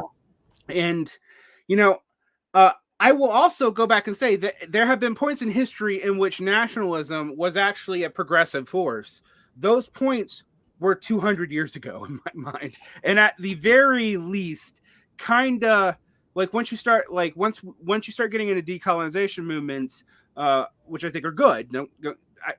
They're good but mixed. There's downsides to them too. You're kind of at a point where like we've kind of reached where that can go. But what do you got left? Because we haven't really developed what like internationalism as a lived experience that someone participates in. The only model that most people have for that is bourgeois liberal cosmopolitanism. We don't have a vision of what that looks like right now, because none of the socialist movements ever completed that mission. Like, that is something that historically the socialist movement as a whole failed on. Yeah. I think that's going to be one of our challenges, is what does it mean to have international solidarity now? Does it mean to have international solidarity with government or with people? What about when the situation is so complicated and you don't understand it? Like, I've talked about people about, Americans going and messing, even well-meaning American leftists who totally aren't spies. Just to make sure people get that assumption. That sometimes they can go in and muck with shit and find balances that they do not understand and set the international cause back 100 years. Like, and even in places that seem somewhat similar, it's like Latin America. Like, when people talk about what's going on in Chile or in Peru, I'm always like, yeah, you should do that, and we should care, and we should promote it, but we should also be very, very careful, because we don't always understand all the way that the local working class and the local indigenous peoples and what their alignment really is. And, if we screw up, that's and get involved in ways that mess up this in a way that, because we just are ignorant and going and stomping our foot around, we can actually often help powers of reaction without meaning to. And that's not even dealing with the fact that sometimes it's like State Department policy to help powers of reaction deliberately. And leftists often get gamified in that, and they don't even realize it. So it's something that I think we're really going to have to work on now, because I think that's one of the issues where I feel like we've really failed, is what does it mean to be meaningfully internationalist? We can throw around revolutionary defeatism all we want to, but I like to remind people revolutionary defeatism was worked out in Russia because both Russia and Germany lost. Right. Those conditions are not what normally happens in a war. Yeah, when you say like that's really interesting, to shut up, you're an American, just work on getting your health care. That is like maybe one of the strongest critiques of the left, and maybe it's a little bit of Western hubris thinking that this is necessary, but there's no global vision. A good friend of mine, David Parsons, said this on my show once, and he was like, there's no global vision for the left. So when we think of like what constitutes a meaningful internationalist perspective, it might start with a sort of global vision. And when I say global vision, I want to contrast that. And like certainly the apotheosis of the left is like healthcare for all. It's free education. It's like, hey, let's stop fighting these wars and spend all of our own wealth on ourselves. And that's not a meaningful. I mean, to be clear here, like if you are a person that requires like, hormone therapy, reproductive justice, all of these things that come with healthcare, right? That are essential to your life and becoming the person that you need to be and leading the life that you want to, and all that stuff. It is certainly important. Okay. But as far as like an internationalist lens, achieving healthcare and free tuition and a social safety net and spending all this money on ourselves, that might do it for someone who's heavily invested in a sort of DSA sort of mind frame. But for someone who is looking for a proletarian revolution, a way for the working class to liberate themselves, that's just not going to cut it. And so perhaps the ticket to finding a more meaningful sense of internationalism could come by way of thinking through what a global vision for the left would be. And I say that with all caveats of like, perhaps there's a bit of Western hubris in there thinking that they need to lead the proletarian revolution, and maybe we should look to, decolonization and other voices of indigenous peoples and all that stuff. But yeah, man, like I know that like what's shocking to me and what's sort of, I watched this documentary about like about the AIDS movement or the AIDS catastrophe that happened during the 80s and stuff, and all the protests that happened there. And I'm sitting there watching this documentary, and I'm 38 years old. I was born in 83. And to realize that people were chanting in the streets and marching and protesting for Medicare for all for longer than I've been alive, it sort of hit home of like, hey, man, they're not going to give that to you. If they were going to, they would have done that already. And if 2 years, it would have been easier for them to do, to be frank. I mean, there's another thing about that. Like, so like, it's like, I'm like, there's a reason why it's like, I talk about this. I'm like, okay, you want to take our current health system and just like have national insurance. We could do that maybe, but there's only one person in the Bernie campaign that admitted that would lead to the firing of like a whole lot of the healthcare sector immediately. And they're like, okay, we got to employ them as concierges. And I laughed, but at least they thought about it. Was that Buttigieg who said that at the time? Right? Yeah. But there was a socialist who even admitted it. And I'm like, yeah, that's actually true, by the way. Like, it would lead to that if that's all you did. Like, our let's say we get the I don't want to call it stupid. Let's say Biden forgives all current student debt. He can. I believe legally there's probably an argument for that. Doesn't fix shit. All right. And I know people are going to be mad that I said that, but it's because all he can do is forgive it now. The programs will still exist. The colleges will still have the incentive to rack up. In fact, they might have an incentive to encourage even more rack up because they'll think another president will be stuck having to do it again.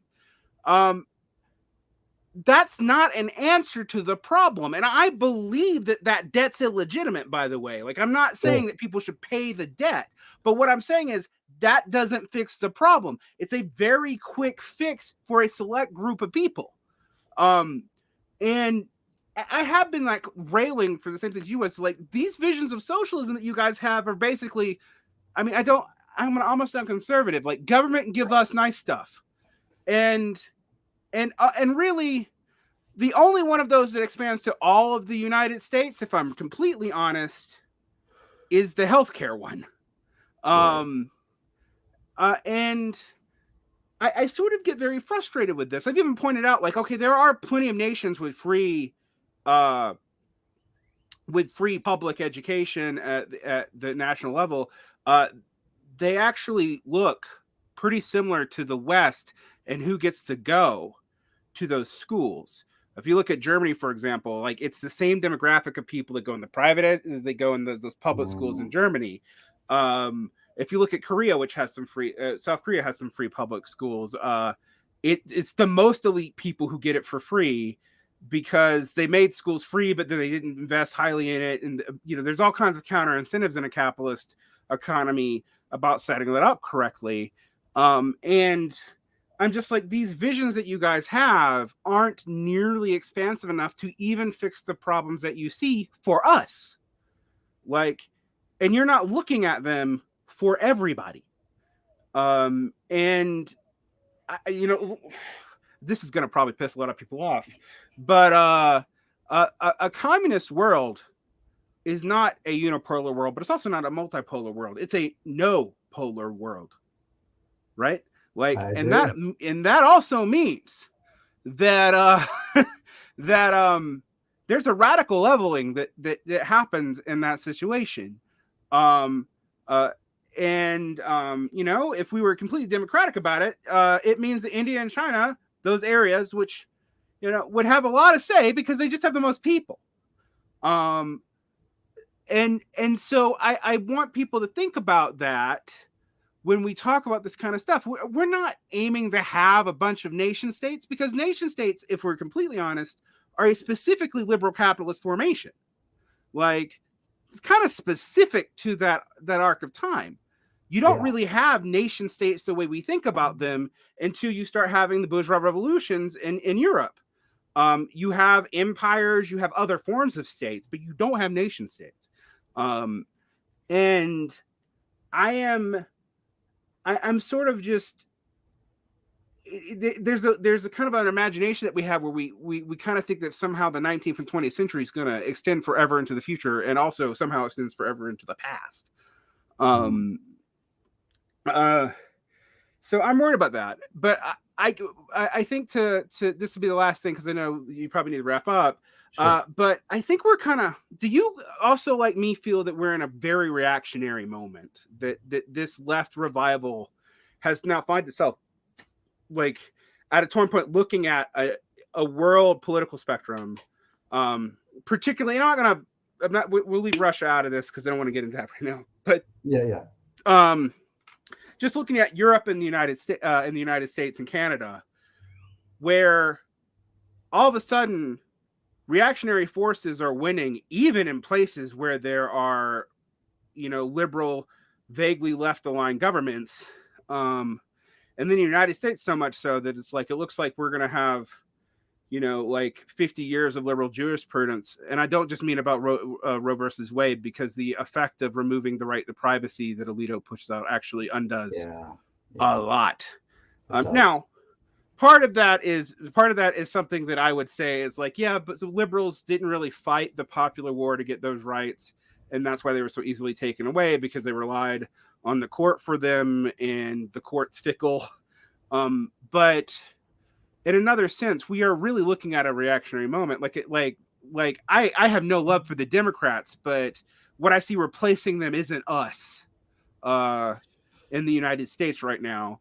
And I kind of worry that we rhetorically allied ourselves, particularly through the DSA, with them to the point that we're going to have a hard time reestablishing our credibility away from them as things continue to get worse.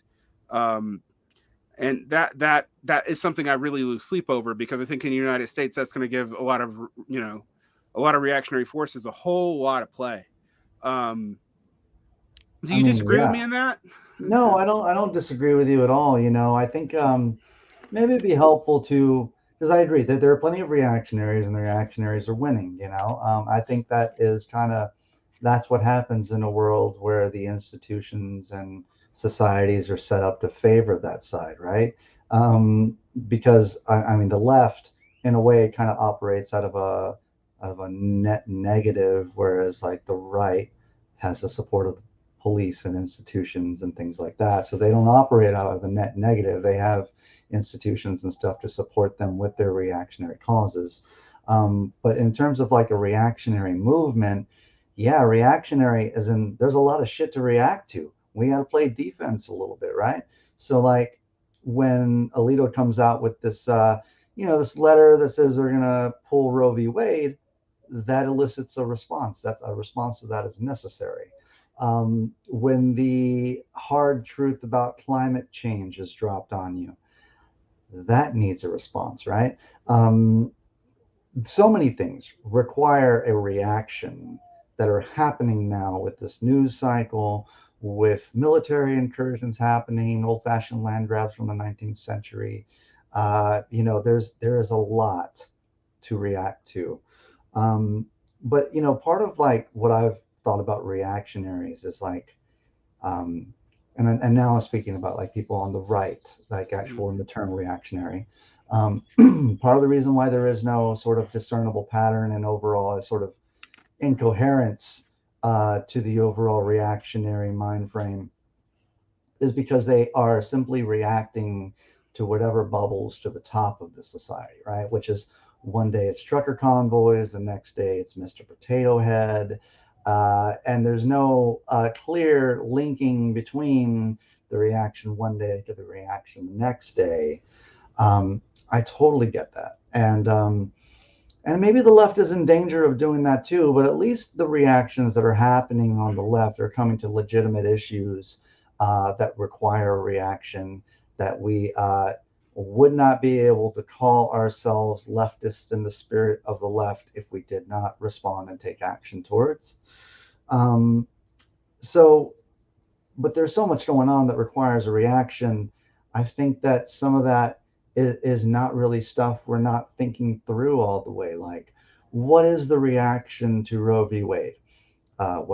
We did what we normally do, right? We have people that make a bunch of signs that go out and protest, and good. I'm glad they're protesting in the home, like outside the homes of Alito or other Supreme Court justices or whatever. I think that's great. Just as I thought it was great that people were following Kristen Sinema into bathrooms and protesting her there. I think we do need to get on the ass as politicians, even if we don't ultimately seek to achieve liberation or communist society or whatever through democratic institutions and politicians. I think harassing them, awesome. We should harass them all day. But yeah, man, like we are in a reactionary moment. And part of like not thinking stuff through, I want to get to is that like, I don't know if people make the fundamental connection that like any sort of meaningful action towards climate justice is necessarily antagonistic to the United States. And why is that? Because our currency is pegged to a fossil fuel. So if we are going to migrate away from fossil fuels, if we are going to seek out alternative energy sources like solar and wind, all that stuff is necessarily antagonistic towards the value of the American dollar and its status as a petrodollar and a global currency, which is tied to the sort of status of the United States, right? So the democratic institutions, or not even democratic, just society in this hellhole of a country, this like undemocratic landscape that we live in and work in and all that stuff. They're going to come down on you with the full force of these institutions when you are taking action towards climate justice, because they understand this. And I'm not sure that people on the left really understand that fully or make those connections or think that all the way through. Yeah. So that's a good place to end it. I'd like to thank you for coming on. People should check out your podcast. No Easy Answers, because if anything's come out today, there really aren't any.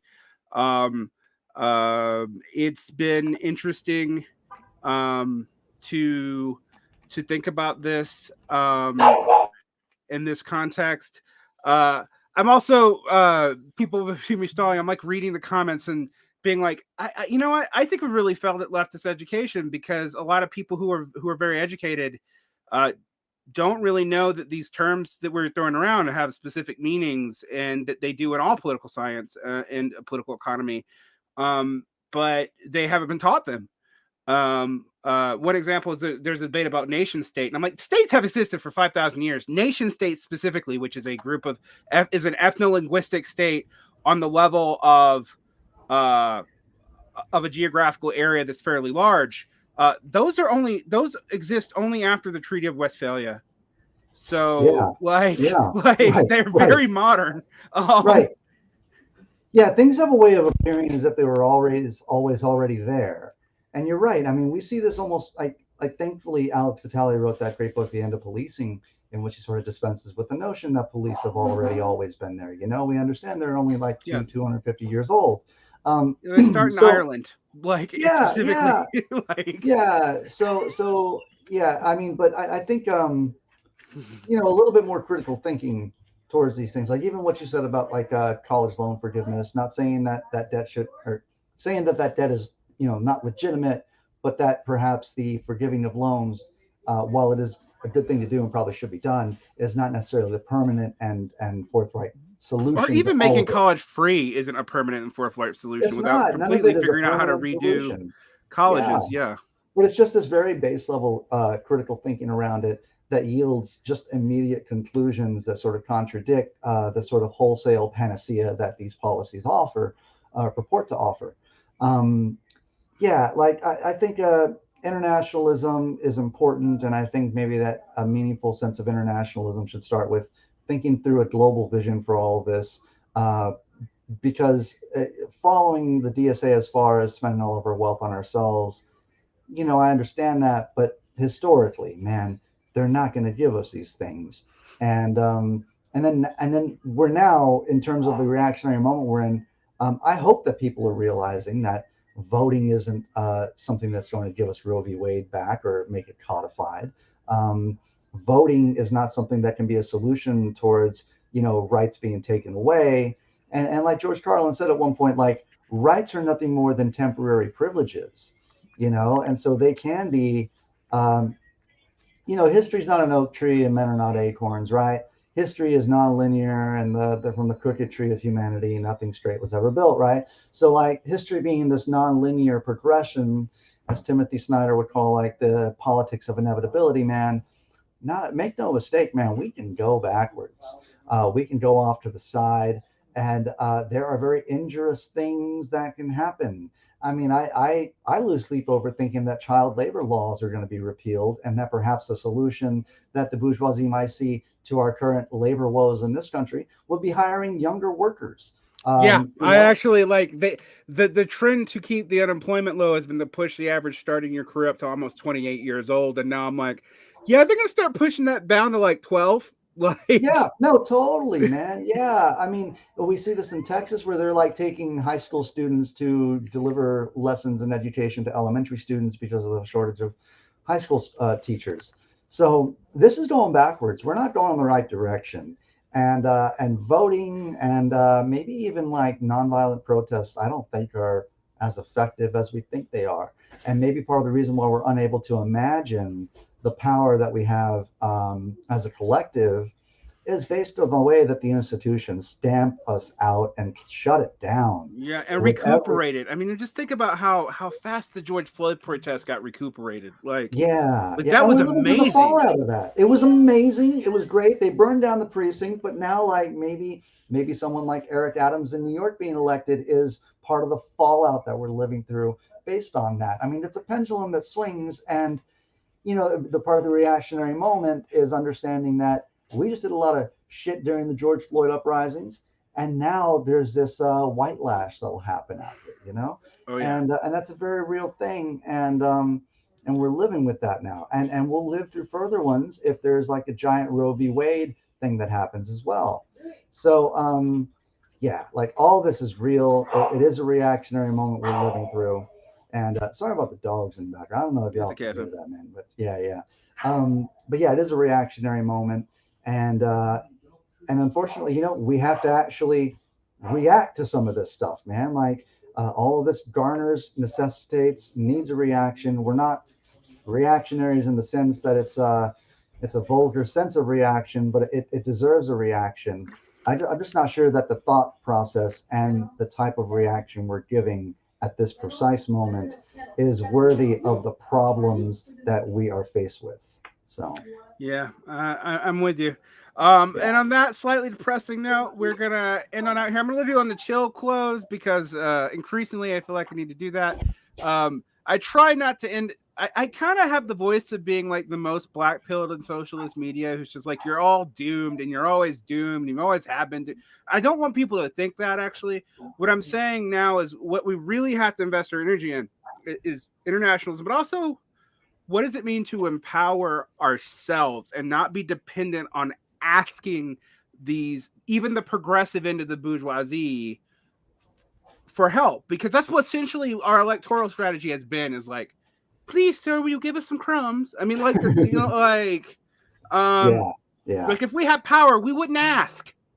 Like, it goes back to like the politics of say like Jacques Rancière with the presupposition of equality, right? Like, not in the sense of expecting justice as an end, like in a Rawlsian sort of sense, or as a process. Like, if you live your life with liberty, then equality is achieved in a sort of like Robert Nozick sort of sense. Mm-hmm. But in a Rancière way of saying, no, we presuppose our equality, we presuppose our power, and we are here, and we are not requesting anything. We are making demands, and this is not a request. This is us dictating what it is that we need and what we want and what we shall have.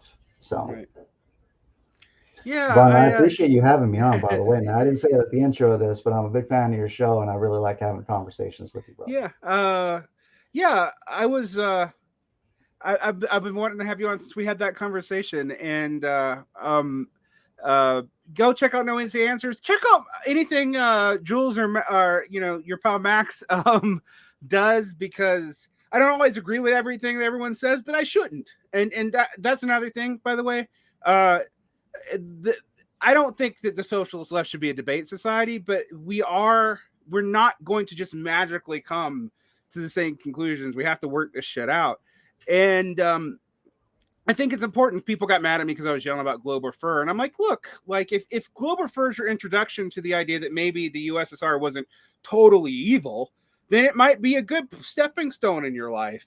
But I would then read a lot more history after that. Exactly. And that's part of the fundamental recalibration and thinking historically and more with veracity, not with confirmation bias, but with veracity of seeking out what actually happened, what do historians agree about.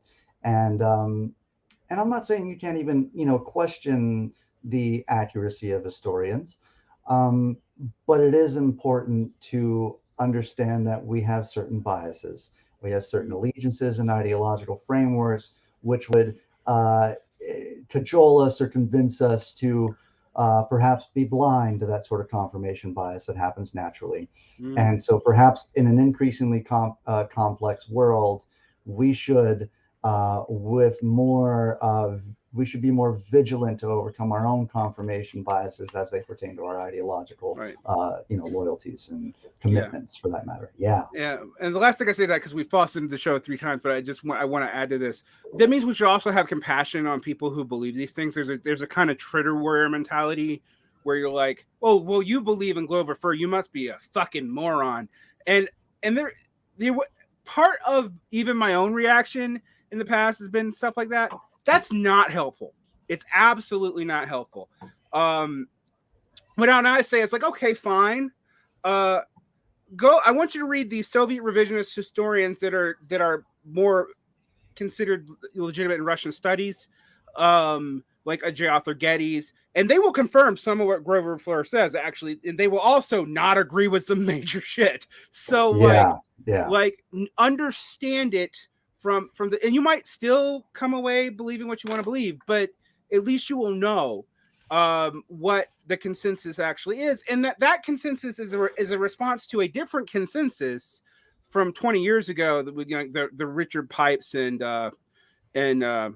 Robert Conquest school of Sovietology, which was like, basically Stalin was a bad guy forever, and like everything's more complicated than that.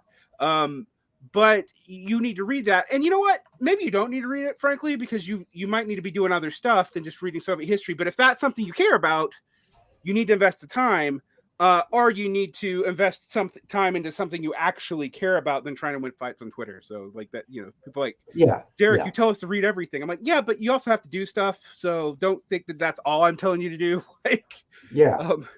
No, definitely. The more I further my own studies, the more it's like I rely on the voices of historians, and I think history, politics, philosophy, political economy, like all this stuff is interdisciplinary, but you can't really get very far if you don't have a truthful sense of historical accuracy to base your philosophical, political economy, sort of thoughts around. Maybe I'm a person that will change given evidence that oppose my views, and I just don't fucking double down and insist upon maintaining because that's ultimately what reactionaries do, right? Is they just double down on their own sort of false beliefs, and I maybe that's one of the fundamental differences, and so I might change a little bit. And I'm sorry if my listeners think that I'm not 100% aligned with the things that they think and feel and believe. But at the end of the day, I have my sort of editorial independence, and that allows me to maintain that sort of shifting nature when giving ample evidence for it. And I listen to stuff that you talk about too, man, and that helps me along the way too. And this is you have to listen to other voices, and your show is one that tend to listen to, and I'm enriched by continually whenever I do. So, I mean, I appreciate what you do, Varn. Thanks. Yeah, brother. I would check out Noisy Answers. We've already endorsed a lot of stuff. And Yeah, also, yeah. you know, I find myself listening to. I'm gonna admit, I used to find uh Rev Left really annoying. And I've actually been on a show with Brett once. You might not Okay. remember it. We were on a, what was it? It was a Partially Examined live show together, and he was weirdly he was defending Guy Debord against me, which was Wow. kind of funny. Wow. And but I was actually I wanted to give him credit because when you were on his show, I thought he was very evidence driven and very fair, and he pushed back on you in some of the right places, and so, you know, and people often surprised, you know, that I also published when I was at Zero. I was a big proponent of J. Paul Mouth. I can't say his last name. I've actually never heard it pronounced. The Maoist scholar whose politics are about as different from mine as you can get. But I thought he actually came up with an interesting historical framework for how Maoism developed outside of China, that explained things to me, even if I didn't buy his like Maoism is the apotheosis of scientific thought part. Sure. And I tell people that they're surprised, but I'm like, no, your ideological competitors in quotation marks, because I guess we are kind of allies, often are going to push you to, if you listen to them and don't just double down on everything, even if you don't agree with them, you have to answer the parts that they push you on that are legitimate. And some of the things that JPM argues in Continuity and Rupture about the development of Maoism, I think actually is correct about how Maoism developed outside of during the Ding's period outside of China, what it indicated, why they invested into certain non-aligned movements in the Three Worlds theory, even though they changed it, and he actually admits that they changed it, as opposed to what it was during the 70s, because during the 70s. Lim Bao put the USSR in the first world and Britain in the second world. This is just weird stuff. It's stuff like that. And so I when people are like, oh, you shouldn't read. No, you should read some of these people. You really should. I have read Grover Furr. I don't agree with like most of it, but I have read Grover Furr. And I had to put myself back into the mindset of like, what if I had only read like Robert Conquest until I was like 30, and then I get a hold of this book, and then all of a sudden like there's a convincing argument that everything the Soviet Union did wasn't bad, and there is some numbers for it. Well, then that probably would blow my mind, right? Yeah. Like that's not where I came from. Like, so. That's, I come, my own background is like, I'm originally kind of a left communist, but I've been involved with like defensist, left opposition movements, which I think all that shit doesn't mean anything now because there's no international, but whatever. Where I did look at both sides of the Soviet Union, and people ask me, do you think Soviet Union was state capitalist? And I'm like, well, my actual view is really complicated. Sure. But as it should be, right. Maybe the best take out of all this stuff is that it's really complicated. This shit is not easy. I mean, I play a lot of chess, dude, and there's always a point where if the board is sufficiently complicated enough, you are actually dependent on your skill and experience, you reach an endpoint in how far your calculations and board vision can get. So I say all that because I think we're in one of those moments where like maybe you can see 7 to 8 moves ahead and you can calculate that far. But sometimes you do those calculations and you're stuck with just, you didn't see that pawn that's sitting right there that's going to take your last piece. And so your whole calculation doesn't work. And there's also a lot of like cognitive procedural things that I've read into as far as like chess decision making, which translate into real life, which if you have like, a lot of people just say, oh, I'm going to move my piece here, that's that. And it's like, no, actually, why don't you try an A, B, or C thing? And then once you try the A, B, or C thing, maybe you further complicate your own process by saying A, B, or C, but C doesn't work, but it's the best option if I can kind of slightly alter this in a particular way to make option C work. And that seems to be the most thoroughgoing sort of decision-making process in the world of chess that I can see. And that takes continual practice, discipline, and focus in order to achieve, consistently. So all of that being said, when I look at the world right now and how complicated it is, we are at a point of, I don't want to say we're at a height of complication, because the world can always get more complicated. But there's no shame in understanding that it's complex, perhaps beyond what we can calculate, and the ways that we see things going might be completely inaccurate, because that's what happens on the chessboard. Is that you miss 9 moves deep, a sort of thing that could help you or could hurt you, and sometimes you lose games by just not calculating correctly. So that's kind of how I look at the overall complications of our contemporary conditions. And I, if we can admit that it's complicated, if we can admit that the power of our imagination is limited by the sort of environment that we live in, and we need maybe even something outside the realm of existing conditions in order to facilitate the imagination or the imagining of collective power. I think that's a good route to go down. I don't think Chanting for Medicare for All right now, if they haven't given to you in like 40, 50 years at this point, it is maybe the most effectual route. But yeah, it's a chessboard and it's very complex. And I don't presume to be able to calculate further than the next person. I have some knowledge of all this stuff, as you do as well. But even the experts among us, all they're doing is giving us warnings. They're not saying that their calculations are going to be correct, accurate, and this will result. And I think humility, given our analysis, a good dose of humility in our analysis can only maybe further make our analysis more robust and accurate. So. Yeah, I agree with that. And despite the temptation to add the 6 false ending like a fucking Spielberg film, I'm going to end it here. Have a great day. Thank you for coming on, Jules. And go listen to everyone's podcast that I mentioned today, even Rev Left Radio, because I actually think Brett's probably better than I used to give him credit for. So no one can say Derick's never been wrong. Never admitted that he's been wrong about somebody.